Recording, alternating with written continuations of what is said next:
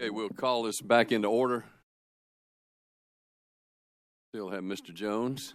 Okay, other parties that want to cross.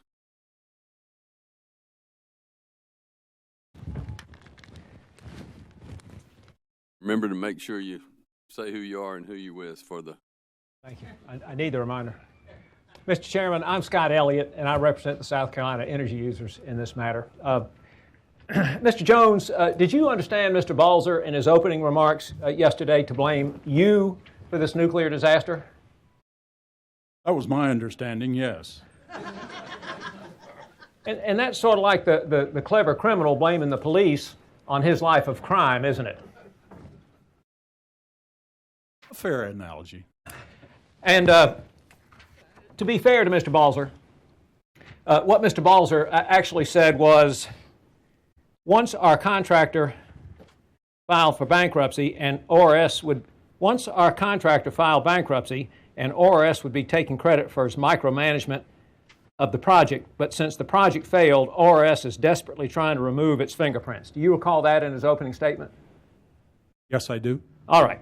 And I want to talk a little bit about, first, the micromanagement allegation that he's raised against ORS, please. Now, you'll have to help me with this because this line of questioning is based upon my memory, but as I understand it, you, after your employ by the ORS, was assigned to visit the site on some occasions, correct? Yes. And as I understand it, Mr. James similarly was assigned to be on the construction site on some occasions, correct? Yes. And I think there were other employees who were also assigned to be on the campus, correct? On the building site. That's correct. All right, and so as I understand it, SCE&G issued badges for you for your presence on the site, correct? They did not issue permanent badges. We always had to wear visitors' badges, and we always had to be escorted. All right. And so it's fair to say that neither you nor Mr. James and frankly, I just can't remember the other ORS staff's names, but y'all were never given unfettered access to the nuclear construction site, correct? If by unfettered you mean unescorted, that's correct. All right. And you'd be escorted by an SCE&G employee of some sort, correct? Yes. Would I recognize the names of any of your escorts on the building site? I believe so, yes. Try me. Who were your escorts? Well, most of the time, our primary escort was Kyle Young. He conducted most of the site tours. He submitted testimony in this case. That's not all the time. There were occasions when Mr. Young wasn't available and somebody else stepped in, but for the most part, he was our escort. And so, Mr. Young, is he in this room now? Do you know? Have you seen him? I saw him today. I don't know if he's in the room this afternoon. All right. And I take it if he's filed testimony then in this docket that he would be considered an employee at a fairly high level on the construction project? Yes. Mr. Young reported directly to Alan Torres, who was the construction manager of the job, and in latter part of the project, Mr. Young ran the project office, the basic office that did the day-to-day management of the construction. All right, so it would be fair to say that, in your estimation, that Mr. Young was very knowledgeable about the project. Is that correct? Yes. All right.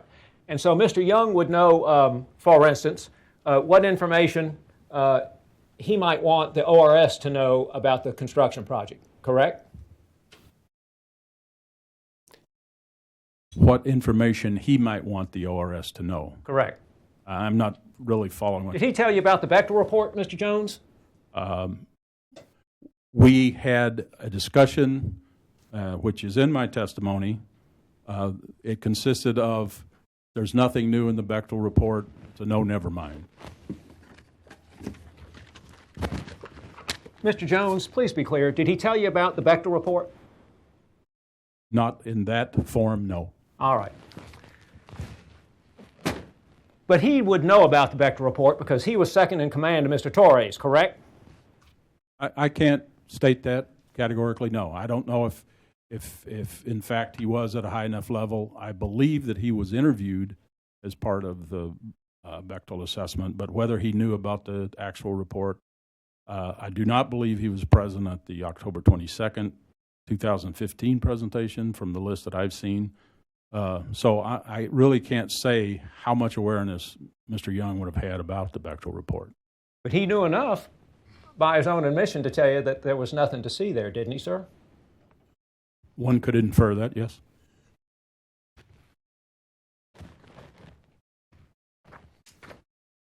So you had a visitor's badge on, and you had an ORS badge on, and so it was apparent to everybody on the site that you were not SCE&G, correct? I didn't have an ORS badge. What I had was a high visibility vest that said ORS on the back in very large letters, and an ORS hat, hard hat, that said ORS. So, yeah, they knew I was ORS. So that would make it easy for them to know how to find you in the event they were to choose to tell you about the Bechtel report, wouldn't it, sir? They very well knew who I was, yes. And by the same token, that would make it very easy for them to know who you were in the event they wanted to hide the Bechtel report from you, wouldn't it, sir? I mean, I guess you could surmise they knew who I was. What motives they had, I cannot really address. Well, we know their motive was to prevent it from getting to the commission, didn't we? That appears to be the case, yes. Sure. I can't attest to that relative to Mr. Young, but on a higher level, I said that I would say that it was yes. And your testimony is that if they had given it to you, you would have told the commission, correct? Absolutely. All right. Thank you. Now, Mr. Balzer, in his opening statement, said this: let's get 2 points on the table right at the outset. First, if Westinghouse had not filed for bankruptcy, we would not be here today. And it is not SCE&G's fault that Westinghouse filed for bankruptcy. Do you recall him saying that? Yes. And do you recall him saying, second, even after Westinghouse filed for bankruptcy, had our partner Santee Cooper not quit the project, we would not be here today. Do you recall him saying that? Yes. And it is not SCE&G's fault that Santee Cooper quit. Do you recall him saying that? I recall him saying that, yes. All right. And so I would ask you if you could help me understand whether SCE&G, as Mr. Balzer suggests, is an innocent bystander in this construction project. Would you help me, please? They were the owner of the project, and the NRC licensee, or an owner in the project, and the NRC licensee, and the primary entity responsible for the project. So that's what I would say. Well, thank you. And I'm going to invite you to say a little more, if I may. I show you a document that's labeled Design and Construction Agreement between South Carolina Public Service Authority and South Carolina Electric and Gas Company for Virgil C. Summer Nuclear Station Units 2 and 3, dated as of October 20, 2011. Do you see that? Yes, sir. And what is this document, please? I believe that what this is the agreement between Santee Cooper and SCE&G on how the project is going to be managed and executed. And you came on board sometime in 2011 to advise the ORS, correct? Yes, August 2011. And so as a part of your responsibilities, you made it your point to investigate the the details of the construction of the plants at that point. Is that correct?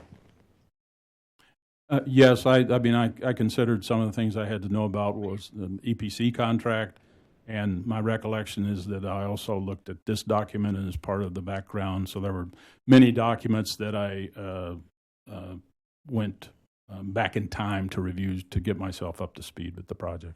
Thank you. Thank you. Now, Mr. Chairman, I offer this into evidence at this time. I have to apologize. I assumed that with the million documents that have been produced in this matter, that this document might be of record. I have not been able to ascertain whether it is of record, but I would, out of an abundance of caution, since I think it is relevant, and since the witness has vouched for it, I'd offer it in as the next hearing exhibit. We'll accept it as hearing exhibit number 19. 19, thank you, sir. Now, I draw your attention, Mr. Jones, to page 7 of this document. And at the top of the page, it says, "To scope of agreement." And so I show you this document and ask you to look at it while I get back to my station. Now, first of all, there is a legend at the top, executed version, confidential. Do you see that? Yes. And then at the foot of the page, and of every page in this exhibit, provided to Governor Henry McMaster as directed by him pursuant to SC Constitution Article 4, Section 17, and South Carolina Code annotated 1-3-10. Do you see that, sir? I see it, yes. Good. Now, no, I'm the last person in the room to even try to use something as dated as this. And I'm going to have to ask Mr. Erskine to demonstrate once again how.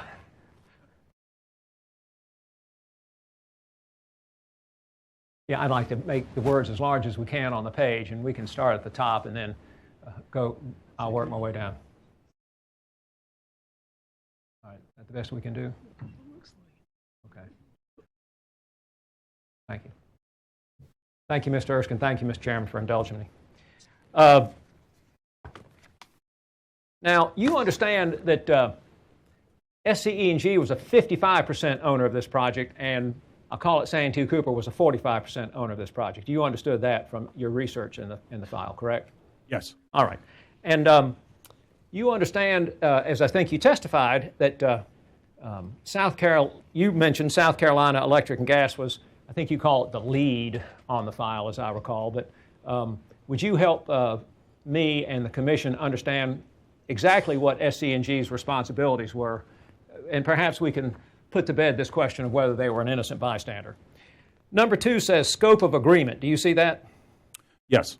And 2.1 says SCE&G authorization. The parties agree that SCE&G shall have the lead role in planning and development of the project and shall have the primary role in dealing with the governmental authorities and third-party vendors in this regard, in all respects subject to the prior review and approval of the authority to the extent provided for in this agreement and the EPC specific limited agency agreement. Do you see that language? Yes, sir. The parties specifically authorize SCE&G to take the following actions as a part of SCE&G's scope, provided such authorizations are not in conflict with the EPC specific limited agency agreement with regard to the performance of the EPC agreement. Do you see that language? Yes.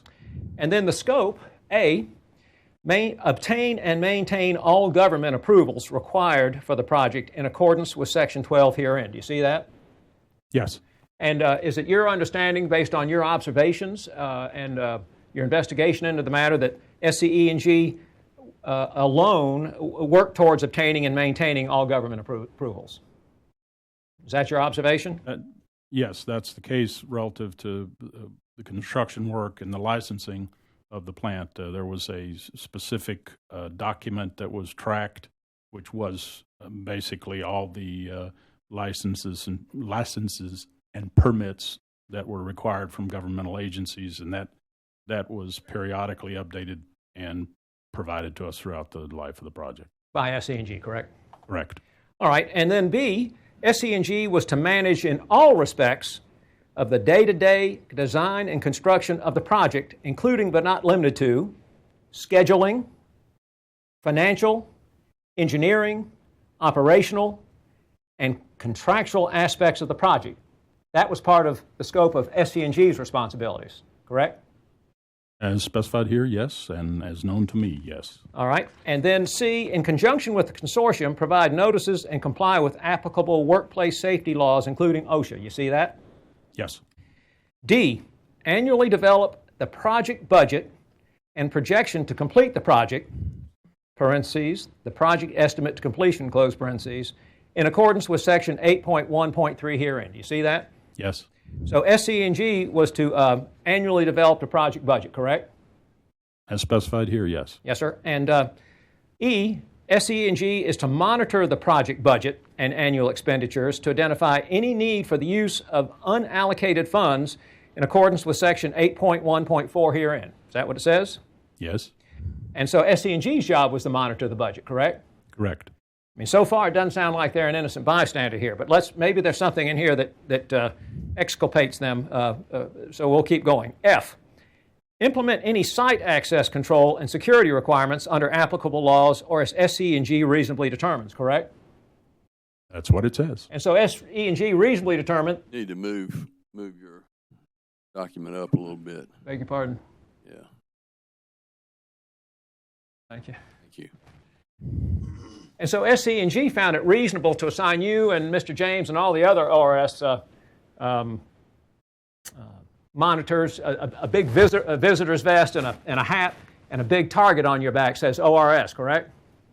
Those weren't really assigned by SC&G. ORS provided those vests and the hard hats.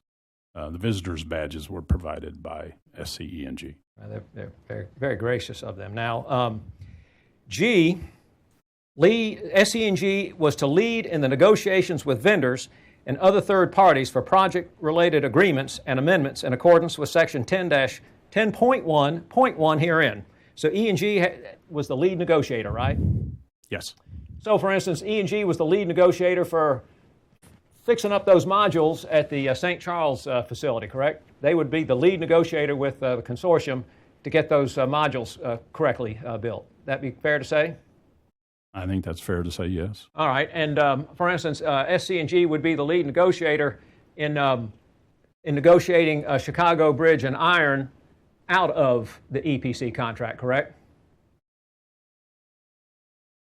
They would be the party that participated in that as part of the owners group. I think the consortium agreement was between the consortium members, so there was a entirely separate negotiation that took place there. But then, in order for that to be implemented, definitely SCE&G would be involved. All right, sir, and your point is well taken. Under this document, SC&G was the lead negotiator insofar as Santee Cooper is concerned, correct? According to this document, this agreement between the two of them? Yes. All right, thank you. Now, H, SCE&G was to negotiate with vendors and other third parties for project-related agreements and amendments and execute such agreements and amendments on behalf of the authority in accordance with 10.1.2 herein. Correct? As stated here, yes. Yes, sir. And SC&G's responsibility under I was to develop final accounting in the completion of the facility in accordance with Section 15 in here, correct? SC&G had to prepare final accounting. That's stated here, yes, sir. And last, J, E&G was to exercise full control over litigation related to the facility for claims under $30 million in accordance with Section 16. Is that correct? As stated here, yes, sir. And then last, SC&G was to obtain and maintain for the benefit of the parties such liability and property insurance, including, to the extent available, nuclear liability insurance, with the advice and consultation of the authority, but not less than which satisfy the requirements of the Atomic Energy Act of 1954 as amended and conform prudent industry practices in accordance with Section 11 herein. Do you see that language? Yes. And so SC&G was to obtain this pretty important insurance policy, correct? Yes, I think it's very important to all nuclear plant owners to have proper insurance. And so if I understand your budget, your rebuttal testimony that was cleaned up just this morning. I had not seen the unredacted testimony until your counsel gave that to me this morning, so you may have to straighten me out on this, and please do. If it was SC&G's responsibility to annually develop the project budget and a projection to complete the project, is it your understanding that those responsibilities in 2015, 2014 fell to Ms. Walker, Carlette Walker?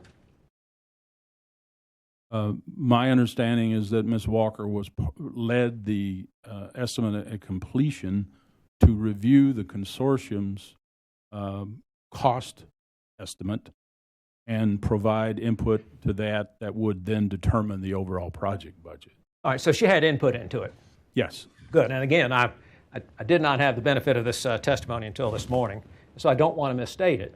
So, Ms. Walker, in any event, was acting on behalf of SCE&G when she came up with her numbers, which disagreed with the numbers they put in the 2015 update petition, correct? Yes, she was SCE&G executive working on their behalf.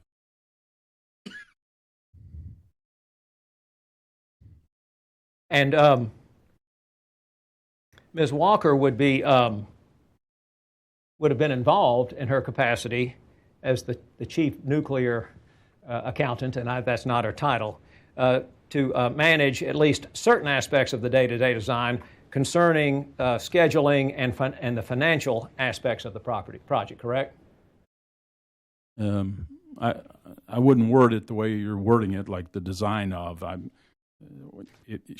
Her prime responsibilities were the budget of the project, monitoring the budget of the project, and auditing the budget of the project and reviewing it. So her responsibilities were in the financial aspects of the project. Okay, and her responsibilities would include reporting the financial aspects to the Office of Regulatory Staff, would it not? Not necessarily her obligation, but her obligation would have been to report those to people who would report it to us. Well, I take your point, but didn't she testify in the? And you have to help my recollection. Did she testify in the 15 proceeding? Yes, she did. She submitted testimony for the 2015 proceeding. And don't I understand from her unredacted testimony that she seemed to fight over the contents of her testimony with her client? She definitely indicated that in her deposition, yes. And didn't she testify that the company lawyer wrote the testimony for her? Do I recall that correctly, or was it Mr. Addison or someone else? I'm not trying to... I don't recall myself. I do recall she said that her testimony was not written by her. It was written by someone else. I don't recall who that was. And I think I understand the clear inference from her deposition is that although that when she testified, she was testifying not to her calculations as the chief accountant for the nuclear construction, but she was testifying as to somebody else's calculations. Is that correct? That is what she stated in her deposition, yes. All right. And I think she stated in her deposition now that her calculations were the correct calculations, did she not? I think she's maintained that pretty much consistently.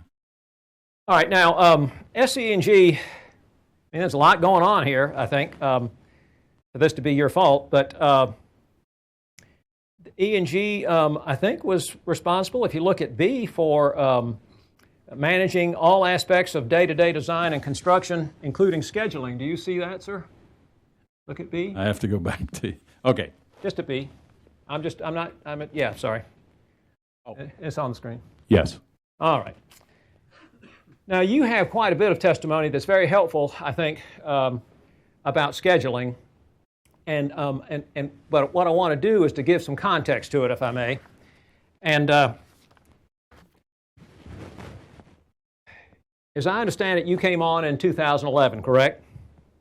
That's correct, August 2011. And in doing your due diligence and investigating the status of the matter and so forth, you read the orders issued by this commission in these dockets, the nuclear dockets, didn't you?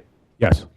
And you understand from a reading of the commission's orders that when SC&G came in 2008 for its baseload review order, where it was required by statute to provide the commission with its anticipated cost and anticipated construction schedule, you understand from the commission's order that Mr. Steve Byrne testified before this commission that the company did not have a site-specific order to offer the commission in the 2008 docket. Do you recall that from the 2010 order? I cannot say that I specifically recall that. I know I read the orders, but I don't recall all details of them. Very fine. And if I may, Mr. Jones, I show you a copy of order number 2010-12, and all these orders are stipulated in the record.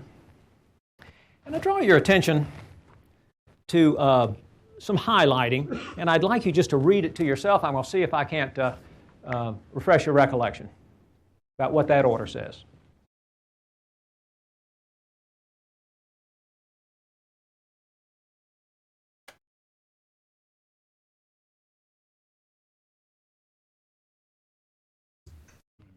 Can you hear? Well, I think let's stop there for the moment. Is your recollection refreshed? You have your memory? Yes. All right. And so in order number 2010-12, the commission wrote, Mr. Byrne reminded the parties that he had testified in 2008 that the schedule contained in the EPC contract and reflected in the milestones as set forth in Exhibit E to the combined application was a generic schedule for the construction of 2 Westinghouse AP 1000 units with certain site-specific elements added. You recall the commission's order found that? Yes. All right. And the purpose, Mr. Byrne further testified that the purpose of the initial schedule was to demonstrate that substantial completion dates for the units were feasible and to support initial procurement and contracting for the project. Do you recall that? Yes. Based upon the recollection that you've shown me there, yes. Yes. And I did not get you I should have gotten you to turn the page, but let's see if your memory's refreshed. The order provides that Mr. Byrne further testified in the 2010 docket, as he did in 2008, that at the time the EPC contract was signed, all of the parties understood that Westinghouse Shaw would do substantial work in the succeeding months to improve the schedule and integrate the many activities reflected in it. Do you recall that Westinghouse was going to do better? Yes. It's not unusual to have the schedule developed in later stages of the project, apart from the EPC original signing of the contract. That's not unusual. But you will agree with Dr. Cooper, for instance, that the Baseload Review Act is unusual in that it is a dramatic change from traditional rate-making processes. You'll agree with Dr. Cooper on that, won't you? I would agree based on my experience that, yes, the BLRA has some, what would say was unusual stipulations or sections. So if the statute says prove your schedule, they've got to prove their schedule.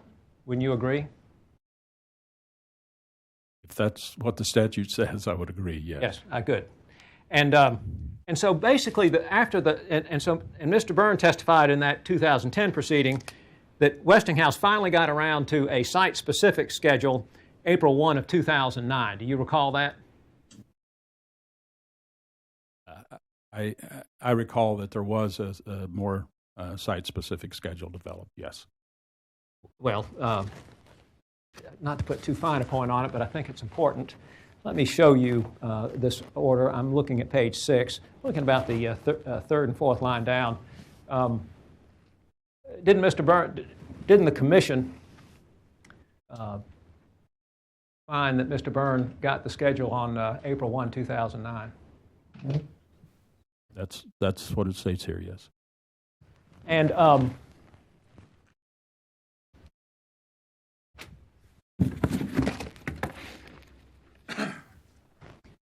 if the initial base load review order in this docket, in this matter, was issued March 2nd, 2009, SC&G did not get a site-specific schedule until after they got the base load review order. Wouldn't that be the case?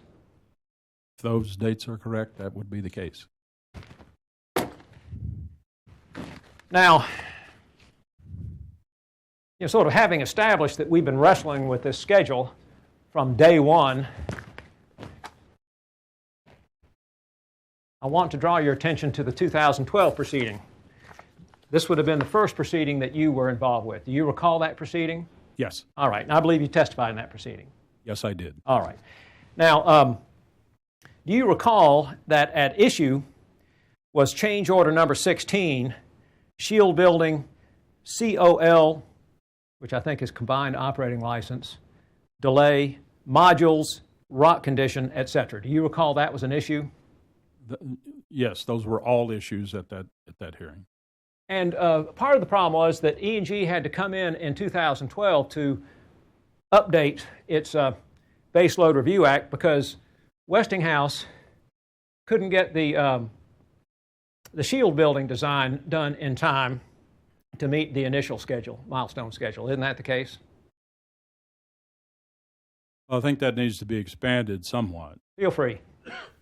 The NRC regulations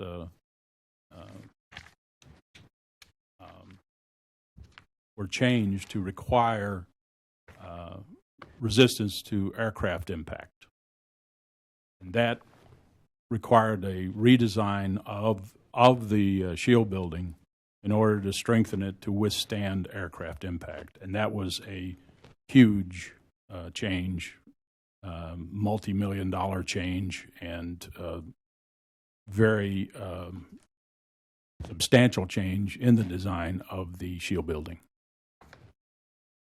Good. That's helpful. And now, correct me if I'm wrong, but I think that the SC&G told the Commission in 2008 that it would have the combined operating license by July 31 of 2011.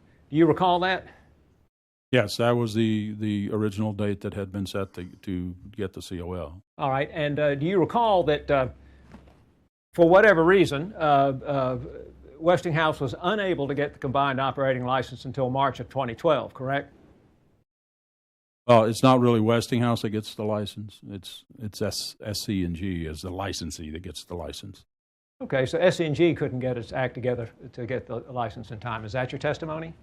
I was trying to give them a break. I would not phrase it that way, but there were issues involved that had to be resolved with the NRC before the COL could be granted. So they came in and asked for another extension. In fact, they asked for the completion dates to be extended at least, I think, to 2017 and 2018. Do you recall that? Yes. All right. So up until the next proceeding, it was the 2015 proceeding that you and I are going to talk about here in a minute. So it's safe to say that between 2008 and 2015, SC&G did not have a schedule that it could rely on. Is that correct?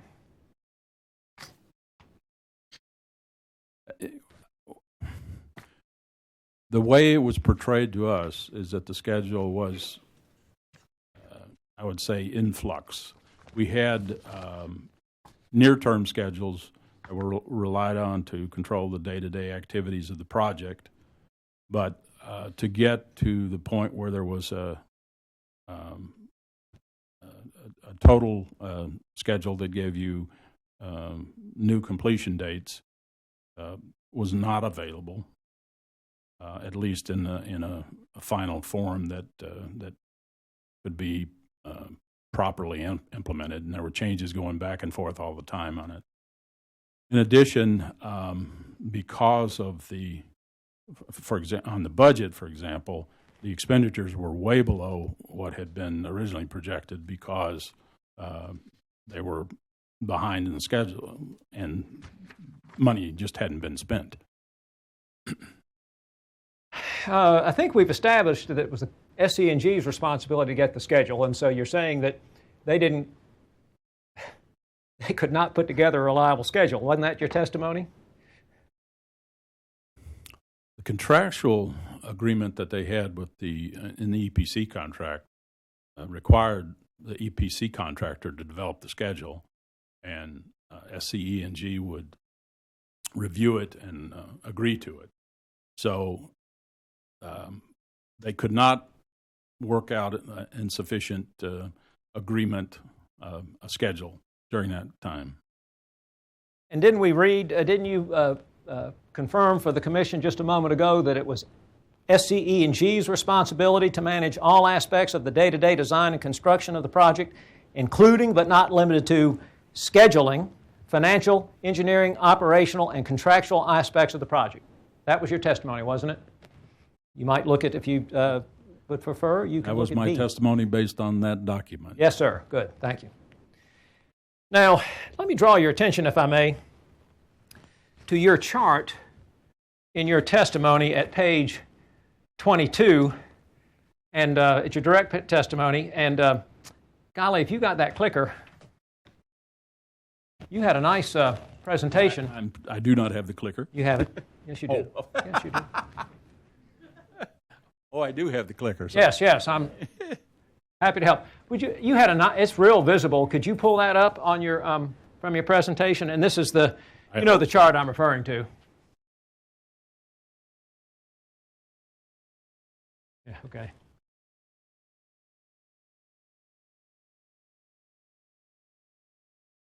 Presentation mode.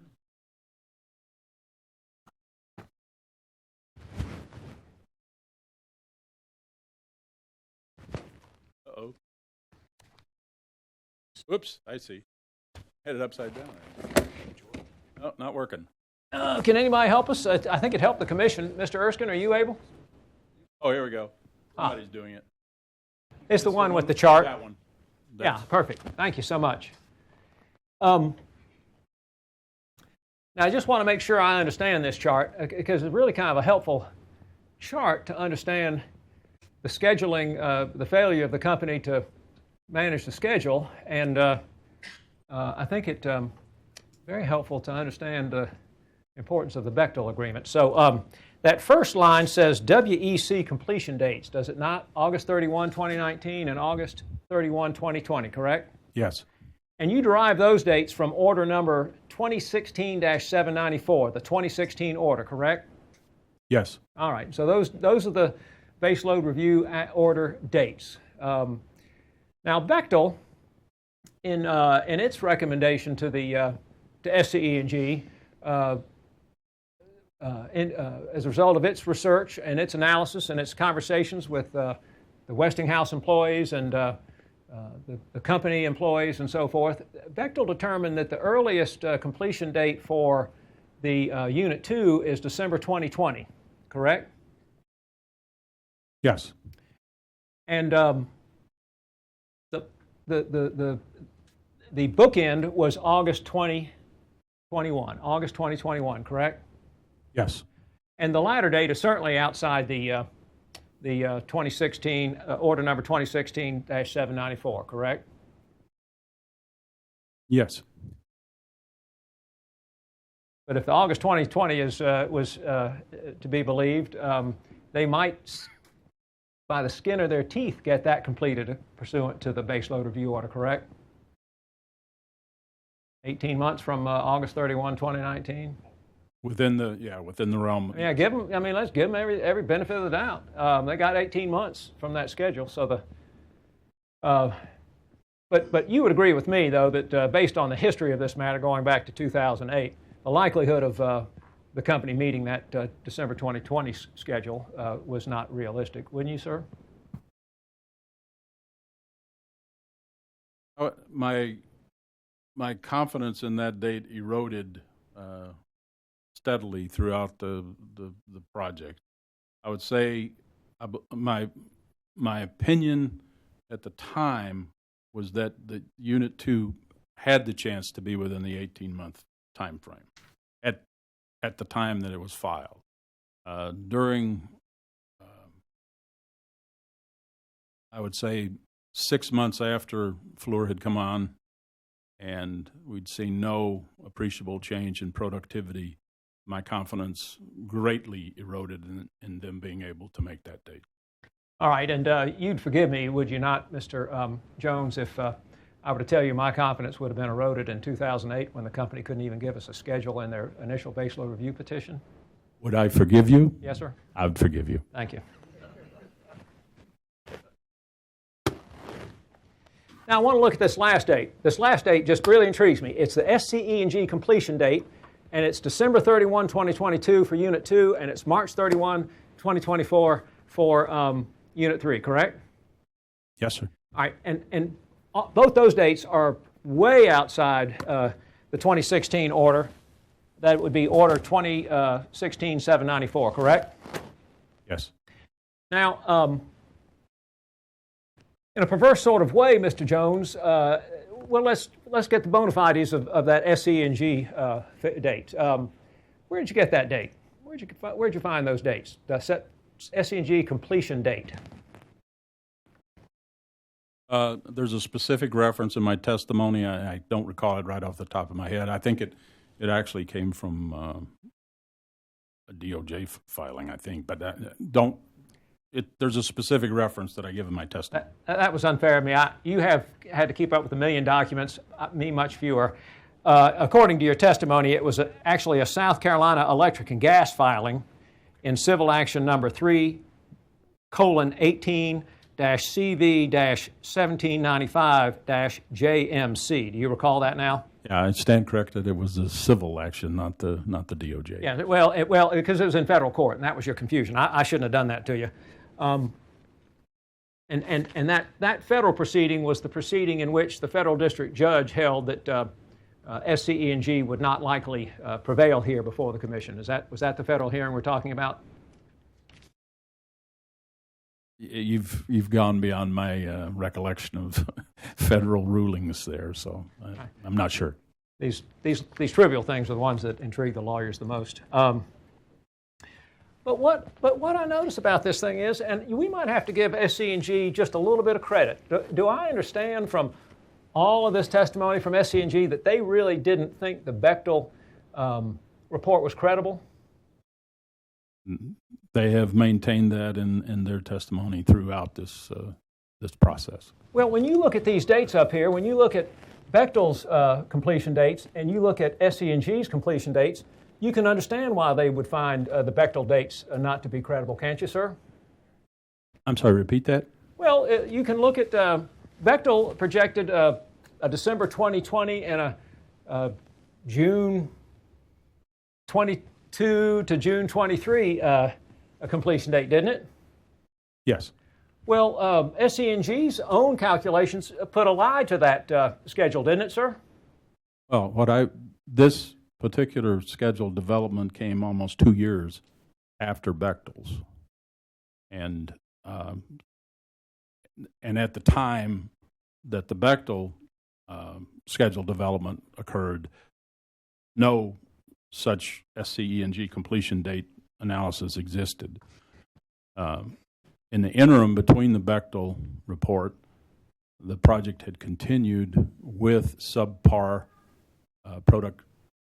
productivity numbers, and so that would cause in itself an extension to the schedule, in addition to the fact that this schedule was produced almost 2 years after the Bechtel schedule. Point is, it's an admission, is it not, that they were never going to meet the schedule in order number 2016-794? It's an admission, isn't it, sir? And that's why it's in your testimony, sir. What I focus on is they should not have discounted the Bechtel schedule out of hand and completely dismissed it. It should have been subject to further review. They should have wanted to further review it, and they should have wanted to develop jointly with the consortium at that time a more realistic schedule, taking into account the points that Bechtel had made. It is not something that should have been dismissed out of hand and hidden. Thank you. Now, you testify that quote, perhaps the most pervasive management issue was the inability to develop a realistic and accurate construction schedule. Is that your testimony? Yes. And you testified further, ORS consistently made demand but was never presented with the adequate schedule. Is that your testimony? That is correct. And you testify the project was being managed from a 90-day look-ahead schedule rather than a fully integrated resource-loaded schedule that was required to successfully complete the project. Is that your testimony? That is my testimony, and that was the case throughout most of the project. And further,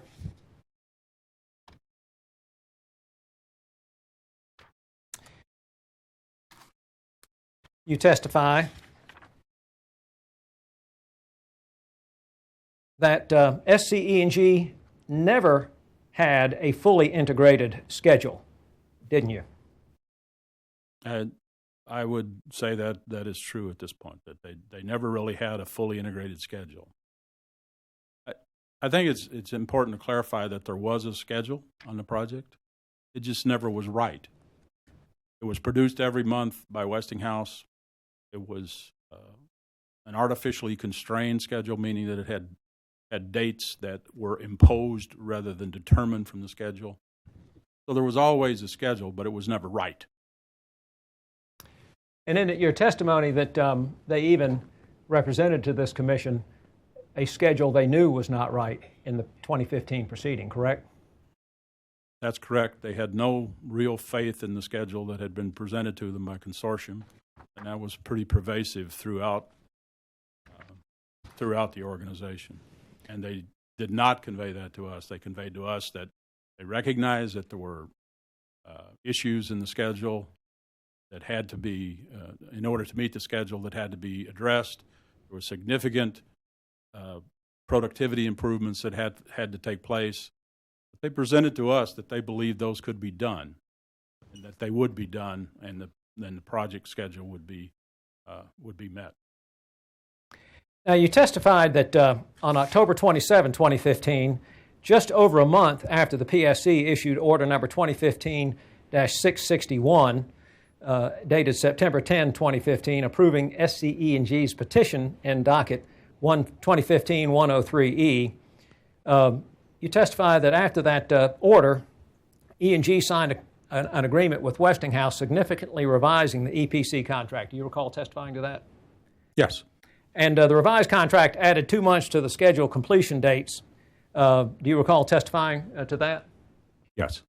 All right. Now, I want to ask you a little bit about that agreement, that October 27, 2015 agreement. Go a little bit beyond your testimony, if I may. I think this would be helpful. What that agreement did was it let Chicago Bridge and Iron out of the deal, didn't it? Yes. And I think Chicago, and you correct me if I'm wrong, but Chicago Bridge and Iron was part of this consortium that included Westinghouse. Is that a fair statement? Yes.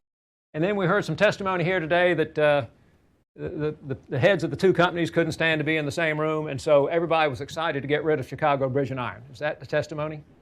Not only on that basis, but on the basis of their performance on the project. It was fairly substandard. All right, and Chicago Bridge and Iron had a parental guarantee as a part of its contract with the consortium, did it not? I'm aware that there was a parental guarantee. I don't really recall the specifics of it. And we now know that Toshiba, Westinghouse's parent, had a guarantee also, didn't they? Yes. All right, and so as a part of that October 27, 2015 agreement, I believe that SCE&G and all the parties to that agreement granted a release to Chicago Bridge and Iron. Is that not the case? It is my understanding, right. And of course, the really great news of all that is that SCE&G left the one company in the deal that went bankrupt and let the solvent company go. Isn't that correct? it wasn't without pain. I mean, I saw in the industry press that CB&I lost over $1 billion in this on this project. So I mean, it let them out of the parental agreement, and as part of their agreeing to leave the project, it did that. And of course, you know that Chicago Bridge and Iron did not file bankruptcy, and further, you know that it has been merged into another company which is solvent and has not filed bankruptcy. You know that, don't you, Mr. Jones? Yes, I do. They recently purchased by McDermott in Texas. Now, let me draw your attention to page 24 of your direct testimony. Let me come back to that before we go. I think the company made a presentation to this commission about the details of that October 27, 2015 agreement that let Chicago Bridge and Iron out, didn't they? Oh, you're asking me? Yes, sir. My understanding is yes, they did. They made a allowable ex parte presentation on that. And I apologize, but I don't have that. I don't have that exhibit to your testimony in front of me. But I'm hoping that you will recall that you've attached a copy of that of the PowerPoint from that presentation to your direct testimony. Do you recall that? I do recall that. Yes. Can you help me with the exhibit number, please? As I recall, about half the exhibits to your testimony were confidential, and it was a blank page, but it's the only PowerPoint that the public got to see. So it would be the only PowerPoint, and so multi-page PowerPoint. So I think. Okay. I got to find my list of exhibits first. Oops, I don't have that.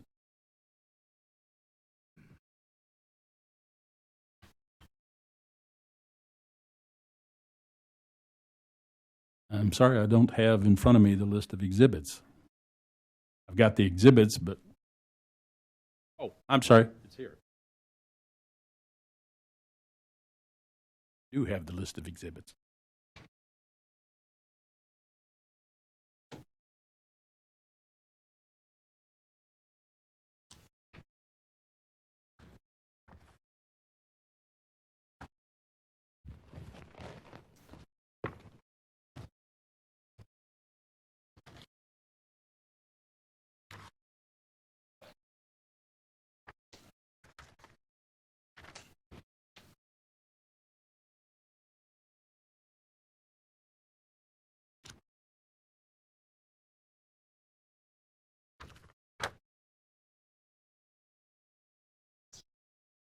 I beg your pardon. Sir, rebuttal.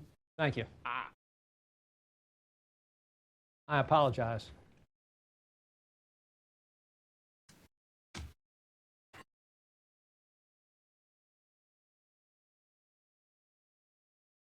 Could you give us a little more help, Mr. Cox?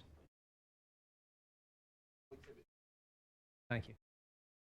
Sir, rebuttal exhibit 10, Mr. Jones? Would you have that handy? Okay, yeah. All right.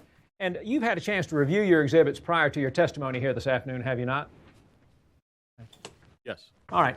And isn't it true that nowhere in this PowerPoint presentation did the company explain to the Commission that as a part of that October 27, 2015 agreement that they let out Chicago Bridge and Iron, waive the parental guarantee and release them from all liability on the project?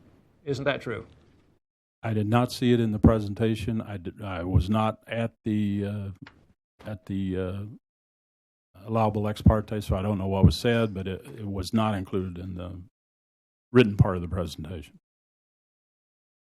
Now, referring you to page 24 of your testimony, you testified that it would certainly have been worthwhile for the PSC and ORS to know their findings, referring to Bechtel, their findings and recommendations, and even more importantly, their assessment of the construction schedule as a part of the review of SCE&G's filings in dockets number 2015-103E and 2016-223E. Do you recall testifying to that? Yes. And do you recall further testifying This would have been a major factor in assessing the construction schedule and project cost and could have significantly changed the outcome in each of these cases. Do you recall testifying to that? Yes. And you further testified it would have been a valuable validation to know that a prestigious group of nuclear experts had identified similar issues. Do you recall that? Yes. All right, and now, Mr. Jones, I'm going to read you a definition and ask you if you would concur in this definition. Would you please? And I ask you, do you concur in the following definition? The basic test of materiality is whether a reasonable man would attach importance in determining his choice of action in the transaction in question. Do you agree with that definition of materiality? Yes. Now let me draw your attention, if I may please, to your direct, page 14.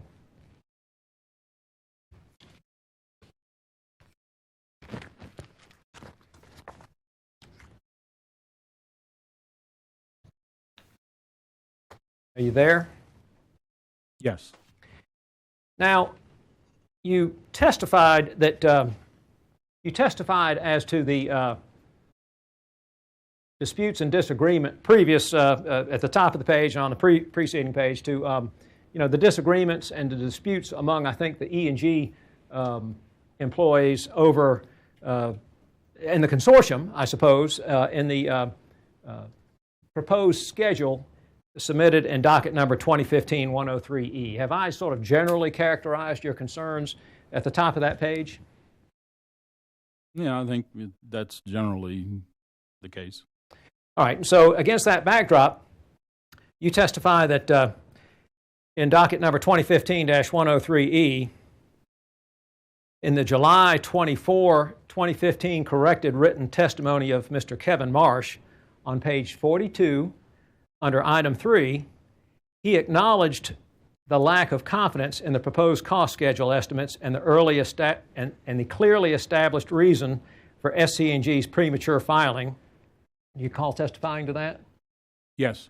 And then you cite and you quote him from his testimony in docket number 2015-103E, and you quote the following: If SCE&G foregoes adjusting its cost and construction schedules, it foregoes including these costs in revised rate filings. Without revised rates, SC&G loses revenue that is required to support the debt the company plans to issue in the coming years to support the common stock. Was that your testimony? Yes. And that is a correct quote, is it not, from Mr. Marsh's corrected testimony in docket 2015-103E? Yes, it's so cited. Thank you. Thank you, Mr. Chairman. No further questions. Thank you, Mr. Elliott. Okay, well, next.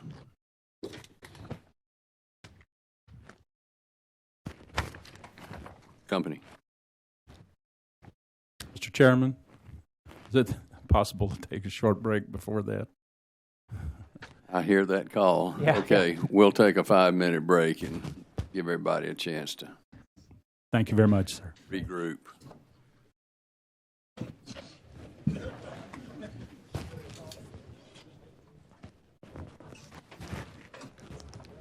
Seemed to work.